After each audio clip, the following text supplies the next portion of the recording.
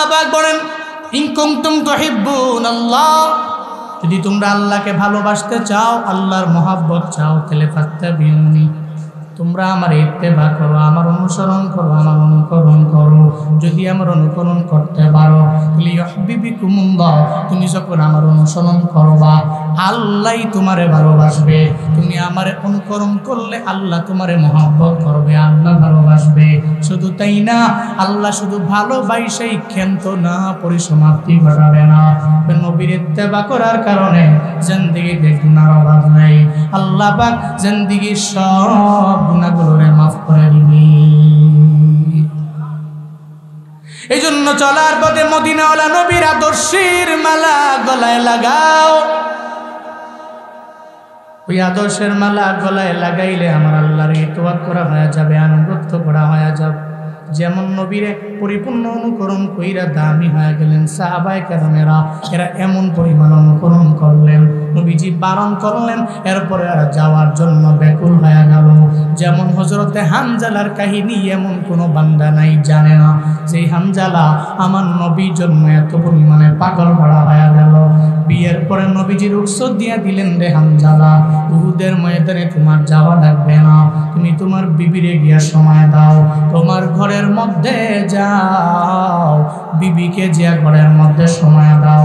হযরতে হানজালা মদিনাওয়ালা নবীর পক্ষ থেকে রুখসত পেয়ে যখন ঘরের মধ্যে চলে গেলেন, একটা পর্যায়ে গভীর রাত যখন হয়ে গেল, হযরতে হানজালা বিবির সাথে কার্যক্রম শেষ করে যখন যাবে ফরজ গোসলের জন্য রওনা, হঠাৎ করে শুনতে পায় কে যেন মদিনার অলিতে গলিতে বিভিন্ন জায়গায় ঘুরে বেড়ায়, নবীর ব্যাপারে বলে, কুতিলা মুহাম্মদ, মদিনাওয়ালা নবী নাই, ওনারে দুনিয়া থেকে বিদায় করে দেওয়া হলো।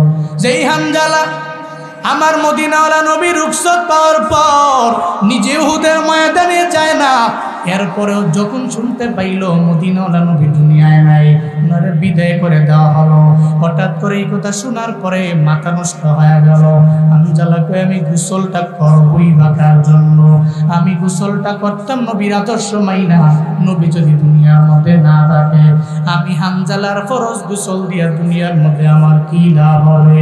হযরতে হানজালা যখন ঘরে দৌড়ে যায়, যা বলে, বিবি আমার মদিনাওয়ালা নবী নাই, উহুদের ময়দান থেকে কে যেন ঘুরে ঘুরে ঘুরে ঘুরে বেড়ায় বলতে লাগলো, মুহাম্মদকে দুনিয়া থেকে বিদায় করে দেওয়া হলো, সে দুনিয়ায় নাই। কুতিলা মুহাম্মদ, ওনাকে নাকি দুনিয়া থেকে বিদায় করে দেওয়া হয়েছে, শহীদ করা হয়েছে। আমায় বলো না আমি কার জন্য যে গোসলের মধ্যে ফরজ গোসল করব, আমায় বলো না যেই জায়গায় নবী নাই ওই জায়গায় আমার গোসলের দ্বারা কোনো ফায়দা নাই। এবার বলতে লাগলেন, ও বিবি আমার, তরবারিটা আমায় দাও, আমি তরবারি নিয়ে যুদ্ধের ময়দানে যাব। মদিনাওয়ালা নবীরে যারা দুনিয়া থেকে বিদায় করে দিল, এরা দুনিয়ার মধ্যে আরামে ঘুরে বেড়াবে, আমি হানজালাও থাকবো, এটা জীবনে হতে পারে না। তরবারিটা আমার হাতের মধ্যে দাও, আমি তরবারি নিয়ে যুদ্ধ করার জন্য যাব। সঙ্গে সঙ্গে বিবি বারণ করলেন, বিবি নিষেধ করলেন, না রে হানজালা, স্বামী আমার, কেন তরবারি নিয়ে যাবেন? আপনার গোসল না ফরজ, এটা আপনি জানেন। এই হালতে মরণ হয়ে গেলেন, আপনার ফরজ গোসল হওয়া অবস্থায় যদি মরণ হয়ে যায় কেমন হবে? ও স্বামী আমার, আগে আপনি গোসল করেন, এরপরে তরবারি নিয়ে যুদ্ধের ময়দানে যান। আমি বিন্দু মাত্র পরিমাণ বারণ করব না, আমি নিষেধ করব না, এরপরে আপনি তরবারি নিয়ে যাবেন, আমার কোনো বিন্দু মাত্র চিন্তাও নাই। হযরতে হানজালা কয়, এই বিবি আমার, তোমার কি বিন্দু মাত্র পরিমাণ অন্তরের মধ্যে মদিনাওয়ালা নবীর প্রতি মায়া নাই? আমি যেই মদিনাওয়ালা নবীর জন্য পাগল, ওই নবী যখন দুনিয়া থেকে বিদায় নিয়ে চলে গেছেন, ওই নবীর হাতে কালিমা পড়নেওয়ালা আমি হানজালা, আমি ফরজ গোসল করতাম নবীর জন্য, তুমি গোসলটা আমারে কেন করাইবা? তরবারিটা আমার হাতের মধ্যে দাও, আমি আর দেরি করতে পারি না, আমি আর ওইটা থাকতে পারি না, অপেক্ষা করতে পারি না। আদর্শের মালা গলায় লাগানো কেমন দামি শুনে যাও না। হযরতে হানজালা সঙ্গে সঙ্গে বিবির কথা লাঠি দিয়া উড়ে দিয়া তরবারি নিয়ে রওনা। যখন যুদ্ধের ময়দানে গেলেন, উহুদের ময়দানে যে যুদ্ধের ময়দানে ঝাঁপিয়ে পড়লেন, চিন্তা করলেন অন্তরে, এই চিন্তা আছে যারা আমার নবীর দুনিয়া থেকে বিদায় করে দেয় এরা জীবনেও কোনোদিন আমার কাছের হতে পারে। মুমিনের চিন্তা হলো যারা আল্লাহকে নিয়ে কটূক্তি করে এরা কাছের হতে পারে না। মুমিনের চিন্তা হলো যারা নবীর নিয়ে কটূক্তি করে এরা জীবনেও কোনোদিন আমার বন্ধু হতে পারে না। মুমিনের চিন্তা হলো যখন এক মুমিন আর এক মুমিন এই চিন্তা করে আগায় যায় মুমিনেরা, যখন মুমিনের উপরে একটা কাফের একটা ইহুদি যখন এদের উপরে অত্যাচার চালায়, এদের উপরে জুলমের মাত্রা বাড়ায়, এদের উপরে অত্যাচারের মাত্রা বাড়ায় দেয়, তখন মুমিনের চিন্তা হলো আমার আরেক মুমিন বাইরে বাঁচানোর জন্য আমরা ঐক্য হওয়া লাগবে, ইউনিটির মধ্যে আসা লাগবে। কারণ যে যে দল করুক না কেন, যাই করুক না কেন, দিন শেষে আমাদের মালিক একজন, চিন্তা বলেন তার নাম।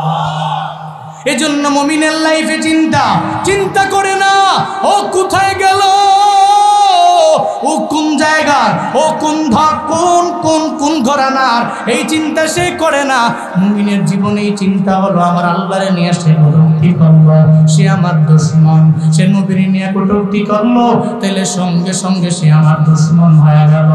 এই সৌদি আরবের লোকেরা, এই আরব আমিরাতের লোকেরা, তোমরা যতই চিন্তা করো ইসরায়েলের বিরুদ্ধে কথা বললে হয়তো স্বার্থের মধ্যে আঘাত থেকে যেতে পারে, মনে রাখবা এটা জীবনে কোনোদিন মুমিনের কাজ হতে পারে না।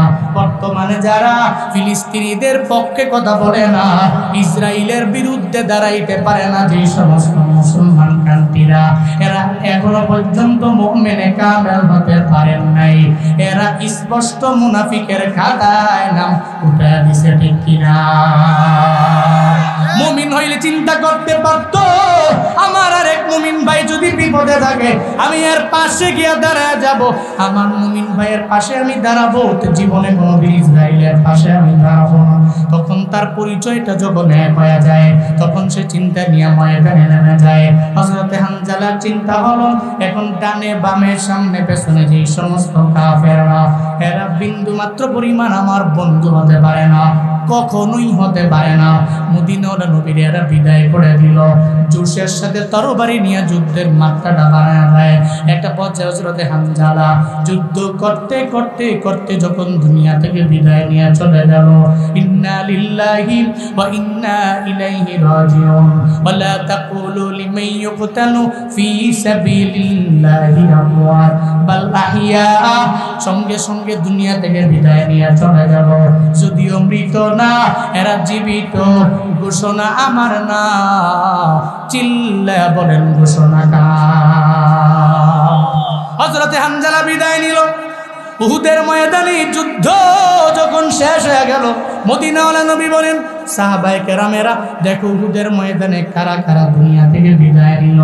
আমার কোন কোন সাহাবায়ে কেরামেরা এরা দুনিয়া থেকে বিদায় নিয়ে চলে গেল, এদের সমস্ত লাশগুলো একসাথে করে দাও, এদেরকে একসাথে কইরা বিনা গোসলে এদের দাফন করে দাও, কারণ সুহাদাদের গোসল লাগে না, এদেরকে গোসল করাইও না। কেন গোসল করাইবা না?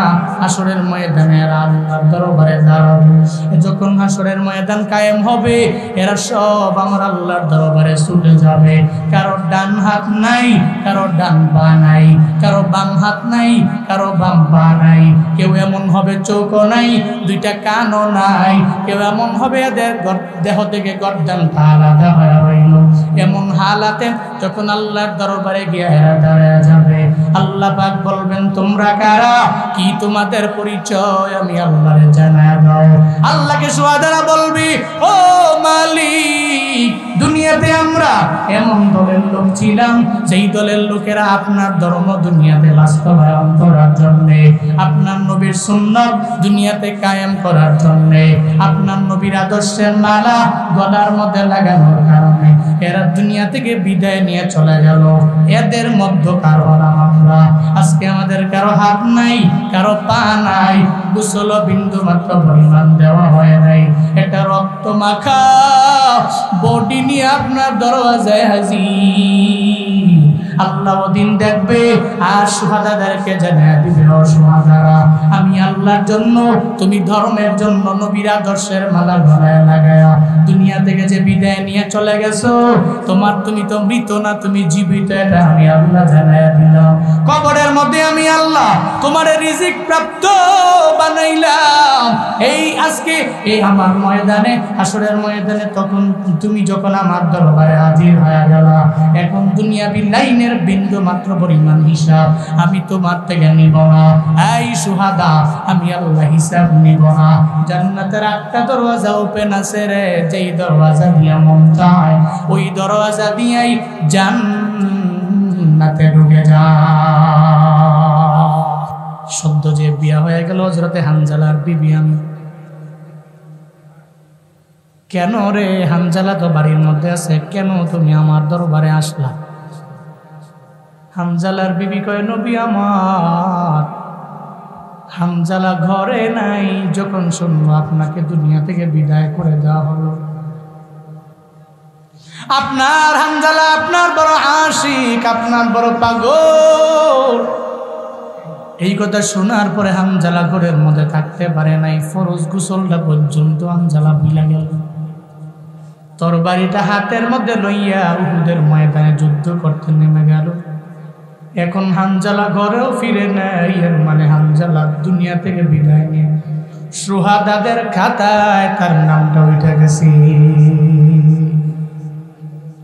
মদিনাওয়ালা নবী বললেন, কি বলবা আমায় বলো। হানজালার বিবি, বলো না। হানজালার বিবি সঙ্গে সঙ্গে জানায় দেয়, নবী আমার ফরজ গোসল ছিল, তার গোসলটা পর্যন্ত সে ভুলে গেল। আমি আপনার কাছে আবদার জানাইতে আসলাম, হযরতে হানজালার আগে গোসলটা করাইবেন, এরপরে দাফন দিয়ে দিবেন। কারণ তা তো ফরজ গোসল হয়েছিল, আগে গোসল করাবেন, এরপরে দাফন করবেন। সঙ্গে সঙ্গে নবী জানাইয়া দিলেন, সাহাবায়ে কেরামেরা, উহুদের ময়দানটা পুরো তন্ন তন্ন করে খুঁজো, হযরতে হানজালার লাশটাকে বের করে দাও, যেখানে আছে আগে ফরজ গোসল করে দাও, এরপরে তাকে দাফন দিয়ে দাও। মদিনাওয়ালা নবী বললেন, সাহাবায়ে কেরাম তন্ন তন্ন করে খুঁজতে লাগলেন উহুদের কিনারায় কিনারায়।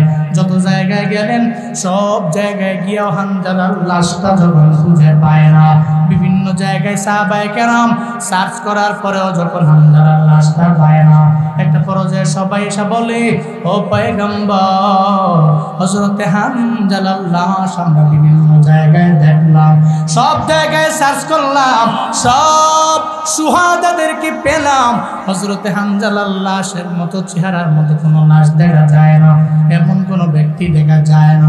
নবী চিন্তায় পড়ে গেলেন, হায় রে, কাফেররা কি আমার হানজালারে উঠে নিয়ে চলে গেল কিনা, এরা কোথায় নিয়ে গেল? মদিনাওয়ালা নবী চোখের পানি ফেলে হানজালার জন্য কাঁদে। আল্লাহ কয়, রে জিবরাইল, আমার নবীরে গিয়া জানিয়ে দিও, যেই নবী হানজালার জন্য অপেক্ষায় ফরজ গোসল দিবে দুনিয়ায়, ও জিবরাইল যাও আমার নবীরে গিয়া জানায়া দাও, আমার নবীরে গিয়া বইলা দাও, নবী চিন্তা করার দরকার নাই, টেনশন করার প্রয়োজন নাই, যেই হানজালা ফরজ গোসলের কথা পর্যন্ত দুনিয়ার জমিনে বইলা গেল, একমাত্র নবীর ভালোবাসায়, একমাত্র নবীর প্রেমে ফরজ গোসলের কথা বইলা গেল, আমার নবীরে গিয়া জানায়া দাও, চিন্তা করা লাগবে না, যেই হানজালা আমার আল্লাহর জন্য নবীর জন্য জীবন দিয়া দিল, তার গোসলটা যদিও ফরজ গোসল, তবে দুনিয়ার পানি দিয়ে আমার আল্লাহ দেয় নাই, নবীরে গিয়া জানায়া দাও, হানজালার গোসলটা হাউজে কাউসারের পানি দিয়া আসমানে আল্লাহ ফেরেশতাদের মাধ্যমে করে দিয়েছি। কান্দিয়া বে কুলরি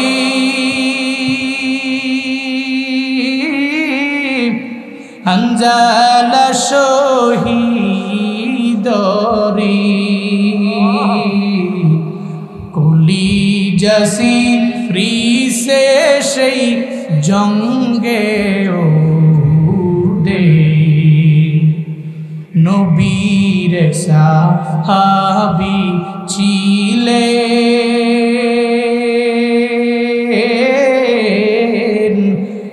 জ্বালানা মেটে যিনি শহীদ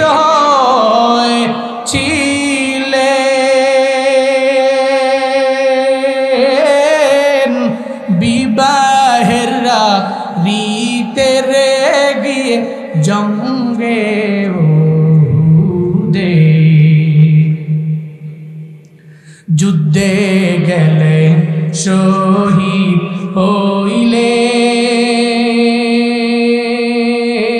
হইলেন নাপাক হালাতে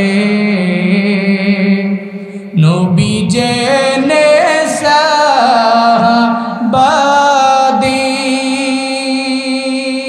সাহাবাদের গোসল দিতে বলে রে সেই জঙ্গে উহুদে অমনি গাইবি আওয়াজ নবীজি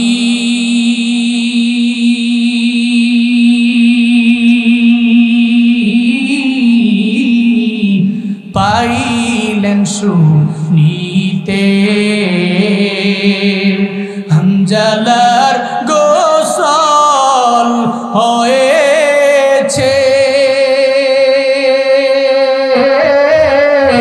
ফেরেশতাদের হাতে রে জান্নাতের পানিতে কান্দিয়া কুলরে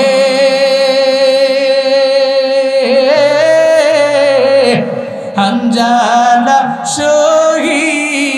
শহীদ রে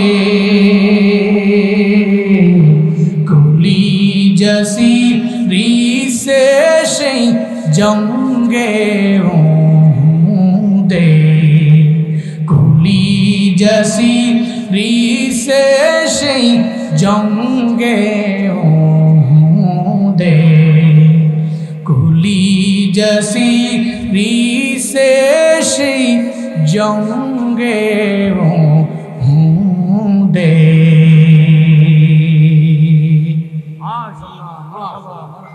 হানজালা রবের দরবারে দামি কেন কয় আদর্শের মালা গলার মধ্যে লাগাইল হযরতে হানজালার গোসল আসমানের পানি জান্নাতের পানি দিয়া কেন হইছে জানো এর একমাত্র কারণ মদিনাওয়ালা নবীর আদর্শের মালা হযরতে হানজালা গলায় লাগাইলো এই জন্য তার দাম রবের দরবারে বেড়ে গেল আখাউড়ার যুবকেরাও যদি আজকে থেকে নিয়ত করে নেও রে বাবা এই শ্রমিকেরাও যদি নিয়ত করে নেয় চলার পথে আমি নবীর সুন্নতের উপরে আমল করব আমি 5 ওয়াক্ত নামাজ পড়ব দাড়ির মধ্যে আঘাত দিব না খুর লাগাবো না ক্লিন শেভ করব না নেসবেশাক পরে আমি চলাফেরা করব যখন চলবো আমি রাস্তার ডান দিক দিয়ে চলবো সদা সত্য কথা বলবো মিথ্যা বলবো না মানুষের উপরে জুলুম করব না অত্যাচার করব না ওয়াদা করে ওয়াদার খেলাফ করব না আমানতের খেয়ানতানি করব না অন্যের হক নষ্ট করব না বান্দার হক নষ্ট করব না আল্লাহর হক নষ্ট করব না রমজানে রোজা রাখবো আমি আমল করব জীবনে কাউরে আমি গালি দিব না এই চিন্তা নিয়ে যদি আগে যাইতে পারে হযরতে হানজালা যদি দামি হয় হযরতে আবু বকর যদি দামি হয় হযরতে ওমর যদি দামি হয় হযরতে উসমান যদি দামি হয় হযরতে আলী রাদিয়াল্লাহু আনহু এদের প্রতি যদি আল্লাহ রাজি হয় আমাদের প্রতিও সে আল্লাহ কি রাজি হতে পারে না এজন্য চলার পথে মদিনাওয়ালা নবীর আদর্শ বানায় নেন নবীর আদর্শের মালা গলায় লাগাইলে আপনি বড্ড দামি হতে পারবেন কেমন আদর্শ জানেননি যে আদর্শের মাঝে জীবনে কোনো মিথ্যা নাই যে আদর্শের মাঝে কোনো গালি নাই যে আদর্শের মাঝে কোনো খিয়ানত নাই যেই কারণে 40 বছর নবুয়তের আগে কাফেররা কয় এই মুহাম্মদ রে চিনুনি কেমন মানুষ জানুনি যে জিন্দেগিতে জীবনেও মিথ্যা বলে না ওয়াদা করে ওয়াদার খেলাফ করে না, আমানতের খেয়ানত করে না। কেমন দামি জানি, এই জন্য এরা নবীর ব্যাপারে লকব দিয়ে দিল তো উনি আল্লাহ আমিন, উনি আমানতদার। নবুয়ত পাওয়ার পরে স্বার্থের টানে না নবীরে গালি দেয়, কিন্তু দিয়েলি তো মনে মনে জানে, আবু জাহালও জানে মুহাম্মদের মতো ভালো কেউ নাই, এটা উতবাও জানে নবীর মতো ভালো কেউ নাই, এটা সাহেবাও জানে রে নবীর মতো ভালো কেউ নাই, এটা ওয়ালিদ ইবনে মুগিরা জানে রে নবীর মতো ভালো কেউ নাই। যদি এরা মনে মনে ভালো না বাসত, তাহলে রাতের বেলা গোপনে গোপনে যায় নবীর দরবার থেকে তিলাওয়াত শুনত না। আবু জাহাল কয়, তোরা কেন রাতের বেলা মুহাম্মদের তিলাওয়াত শোনার জন্য যাও? উতবা সাহেবারে ঠেলা মারে, সাহেবা ওয়ালিদ ইবনে মুগিরারে ঠেলা মারে। রাতের বেলা দেখা গেল সব একসাথে মদিনাওয়ালা নবীর তিলাওয়াত শোনার জন্য কাবার কিনারায় গিয়া দাঁড়ায় রইল। হঠাৎ করে যখন আসার সময় একজনে আর একজনের সাথে বাড়ি খায়, দেখে আবু জাহাল উতবারে, উতবা দেখে আবু জাহালের, সাহেবা দেখে ওয়ালিদ ইবনে মুগিরারে। আবু জাহাল কয়, এই তোদের বারণ করলাম, এরপরেও মুহাম্মদের তিলাওয়াতের জন্য কেন তোরা আসো? আসলে কি জাননি, ওই তিলাওয়াতে এত পরিমাণে মায়া, আবু জাহালরাও জানে এই তিলাওয়াতে মায়া আছে, মধুরতা আছে, এটা সত্য, এটা সত্য। এরপরেও স্বার্থের টানে মানতে রাজি না, ঠিক কিনা? এরাও জানে নবীর আদর্শ ভালো, এরাও জানে আদর্শের মালা গলায় লাগাইলে দাম। এরা জানে কিন্তু মানে না, এরা জানে কিন্তু মানে না। এই নবীর উম্মতেরা, আমরা জাননা মানা লাগবে, নবীর আদর্শের মালা গলার মধ্যে লাগানো লাগবে। নিয়ত করে নেন জীবনে কাউরে গালি দিবেন না, নিয়ত করে নেন কারো উপরে জুলুম করবেন না। এই নিয়তটা আজকের এই মাহফিল থেকে কইরা জানলে বাবা, আইল ঠেইলা, আগে রাস্তা ছিল মোটা ফাস্ট রাস্তা, মানুষ হাঁটতে পারত, অন্যজনের ক্ষেত্রে আইল ঠেলবেন না, পারবেন নি, পারবেন নি। তা আপনি যদি এগুলো পারেন, আপনি দামি হবেন, আপনি সম্মানী হবেন। যে আল্লাহ আবু বকরকে দামি বানালো, ওই আল্লাহ কি নাই? কথা কয় না কেন? নাই। কেমন আদর্শ! ইহুদির কাছে গিয়া বালতি দিয়া পানি উঠাইছে, 8 বালতি, 3-24টা খেজুর আমার দিয়া দিও। 8 বালতি পানি উঠানোর পরে হঠাৎ করে নিজে ইচ্ছা করে না, বালতি সিরা পড়ে গেছে, বালতি সিরা, রশি সিরা, বালতি পড়ে গেছে। ইহুদিয়া কয়, তুমি বালতি কেন ফেলাইলা? আমি তো ফেলাই নাই, বালতি সিরা নিজে পড়ে গেছে, নিচে ইচ্ছা করে রশি সিরা পড়ে গেছে, আমি ফেলাই না। ইহুদি কয়, আগে থেকেই তোমারে বলছি তুমি সুন্দর মানুষ, ভালো বংশের ছেলে, তুমি আমার বাড়িতে কাজ করতে আসো না, তুমি আমার লস করতে আসছো। নাউজুবিল্লাহ পড়বেন না, জোরে পড়বেন না, নাউজুবিল্লাহ। মদিনাওয়ালা নবী কয়, আমি ইচ্ছা করে ফেলাই না, কই ইচ্ছা করে ফেলাইছ। একটা পর্যায়ে রাগ তো ভিতরে আছে, নবীর গাল মোবারকের মধ্যে একটা থাপ্পড় লাগায়। যেই নবীর শরীরে মশা মাছি বসা হারাম, আল্লাহ মশারে বলছেন রে মশা, নবীর দেহে মুবারকের মধ্যে বসতে পারবা না। অবৈধ নাই, তুমি ভালো আচরণ করো ওই ব্যক্তির সাথে যে তোমার সাথে খারাপ আচরণ করলো। আপনি হাঁটছেন এলাকা রাস্তা দিয়া, একজন এসে আপনার আব্বা আমার নাম তুলা গালি দিয়ে দিস, নাম না পেছন দিয়ে গালি দিছ, চিনছো না মানুষ, মানুষ চিনছো না, হ্যাঁ বাড়ি ছিল না। আমার বন্ধু বান্ধব জানো কি লিঙ্ক আমার জানো, 10টা আছে হুন্ডা আমার, খালি ফুলা ফেন গো, একটা ফোন দেয়া 20 জনে হাজির হয়ে যাবো, চিনো এ কি ফাওয়ার দেয়া। এবার কয় ঠিক আছে, হ্যাঁ গালি দিছো তো এটা বুঝা লইয়া, এক গালির উছিলায় মারামারি লাগিয়া 2 জন মারা। এ কি আদর্শতা! নাউজুবিল্লাহ কয় না তো, আরো জোরে পড়ে না, নাউজুবিল্লাহ।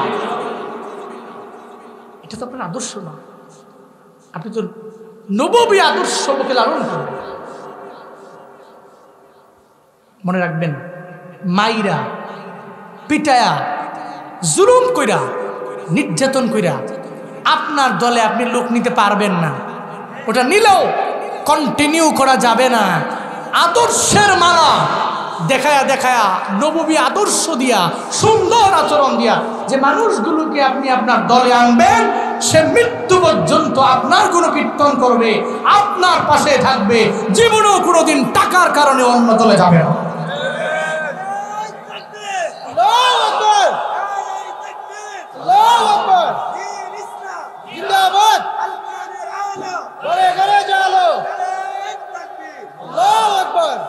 চিমটি দিলে খামটা দেয়, এটা মদিনাওয়ালা নবীর উম্মতেরা বিশ্বাস করতে পারে। নবীজি হাতে ব্যথা পাইছো নি, আমার বল। ইহুদি কো এটা কেমন মানুষ, হোয়াট এ ম্যান, কেমন মানুষ এটা, অদ্ভুত তো। আমি তাকে থাপ্পড় মারলাম, সে রিপ্লে আমাকে থাপ্পড় মারতে পারে, উল্টু সে আমার থাপ্পড় না মাইরে আমারে কয় তোমার হাতে ব্যথা পাইছো কিনা। অবশ্যই আধ্যাত্মিক কোনো লোক হবে। নবীজি কয়ে দেরি কইরো না, আমার আট বালতি পানির বিনিময়ে 24টা কিছু আমারে দিয়া দাও, বাড়ি যাই। হাসান কান্দে রে, হুসাইন কান্দে রে, দাও না, চলে যাই। 24টা খেজুর নিয়ে মদিনাওয়ালা নবী যখন রওনা, পথিমধ্যে যাওয়ার পরে আল্লাহ দেখছে, আল্লাহ কয়ে জিবরাইল নবীরে গিয়া জিগাও না নবী কই যায়, বালতি উঠাইয়া দিব কেডা। চিল্লায়া পড়া যাবে কি মারহাবা। সঙ্গে সঙ্গে জিবরাইল নবীরে এসে কয় নবী ব্রেক, স্টপ, কই যান, বাড়ি যায়। বালতি কে উঠে দিবে, কয় কোনো কিছু নাই, কোনো সাপোর্ট নাই, কেমনে উঠানো। হযরত জিবরাইল কয় নবী চিন্তা নাই, একটু চলেন না আমার সঙ্গে, আমি আপনারে নিয়ে যাবো। আল্লাহ কইছে বালতি আগে উঠে দিবেন, এরপরে আপনি আপনার বাড়ি যাবেন, খেজুর নিয়ে যাবেন, অসুবিধা নাই। জিবরাইল নবীকে সঙ্গে করে নইয়া কূপের বরাবর যায়। জিবরাইল কয় নবী গো, আপনি বালতির দিকে ইশারা করে একটু বলেন না, বালতি তুই আমার হাতের মধ্যে আয়। সঙ্গে সঙ্গে মদিনাওয়ালা নবী ওই বালতির দিকে তাকায় বলে, ও বালতি রে, আল্লাহর ইশারায় আমার হাতের মধ্যে আয়। বলতে দেরি হয়, ওই বালতিটা নবীর হাতে আসতে বিন্দু মাত্র পরিমাণ দেরি নাই।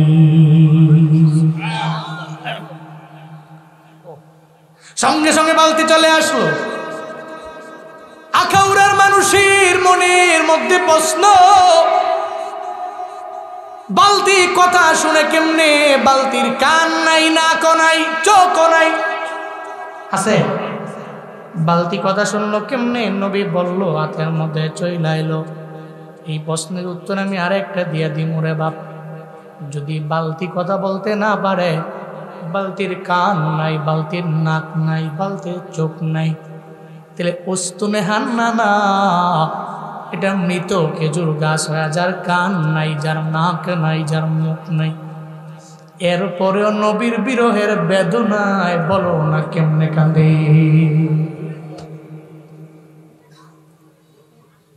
কেমনে কান্দে, অস্তনে হান্না না। মদিনাওয়ালা নবী হঠাৎ মসজিদে নববীর মিম্বার হয়ে গেল, নবী ওখান থেকে নবী খুতবা দিবেন।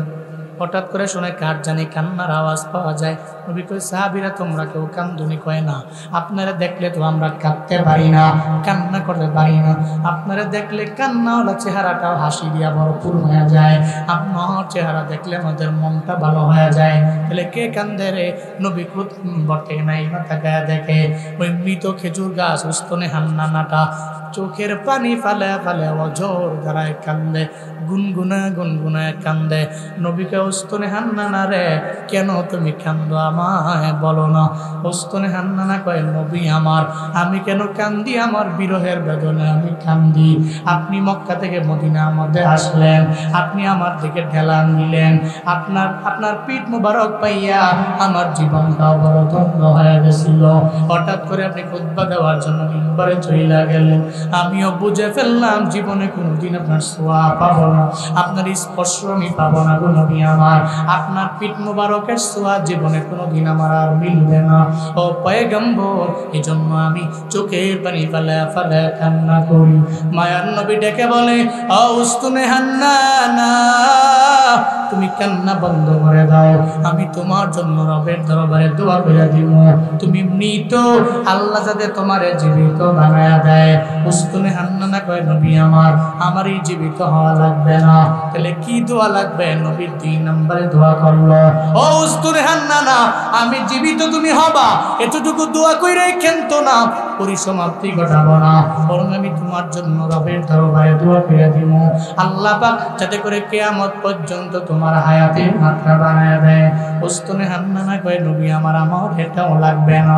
এরপরে নবী কইলে, উস্তুনে হান্নানা, আমি তোমার জন্য রবের দরবারে দোয়া করে দেই।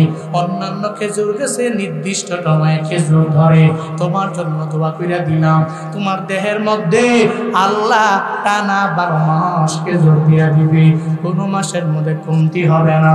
উস্তুনে হান্নানা কয়, ও পয়গম্বর আমার তাও লাগবে না। 3টা দোয়া করলেন, 3টা দোয়া আমার লাগবে না। 4 নম্বরে নবী দোয়া করলেন, আয় উস্তুনে হান্নানা, তাহলে এই দোয়াটা গ্রহণ করে নাও, আমি তোমার জন্য রবের দরবারে দোয়া করে দিব।